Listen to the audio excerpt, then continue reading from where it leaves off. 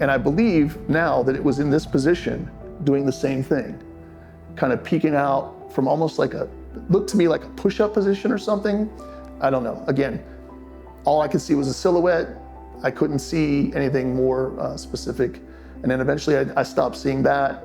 And as I sat there and watched, light was slowly coming up, and I drifted off, and then I woke up because it was bright and it was gone. But I went out, there were footprints in the snow. I tracked them ways through this woods, then down a hill, and then there was a plum thicket, like a big thicket. And as I'm going through the field following this set of tracks, another set of tracks comes and joins it that's smaller.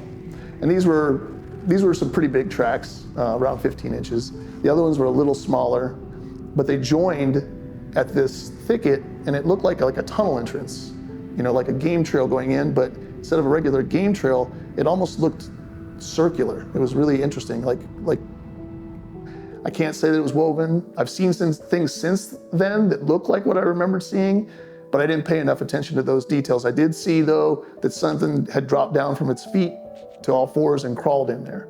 It went in on hands and knees or hands and feet because it was very muddy and through there, and it went back and it branched. And that was the end of where I went by myself tracking it. Again, I was there for that purpose, but something happens when you're there in that purpose and it's just you. And getting down on all fours and going through a plum thicket even though, I was invincible at 20-something years old, I had enough fear and good sense, I hope.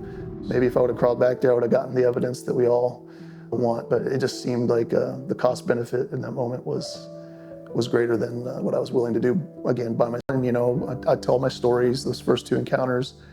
But 2019, my partner Renee and I were driving from upstate New York back to my family's party in Meadville, Pennsylvania, when we pulled off the road just across the border in downstate New York, right at the border in the Allegheny Mountains, which is part of the Iroquois Nation. We were on res land right by the Allegheny River, and we had an encounter. That encounter then in 2019, I heard them for the first time, didn't smell them again, but heard multiple individuals. I heard the samurai chatter, I heard whooping, I heard them mimic, then trying to change the whooping into a woofing. And my partner Renee said that what it sounded like to her was a barking seal. Like that's how she would describe the sound that one of them was making.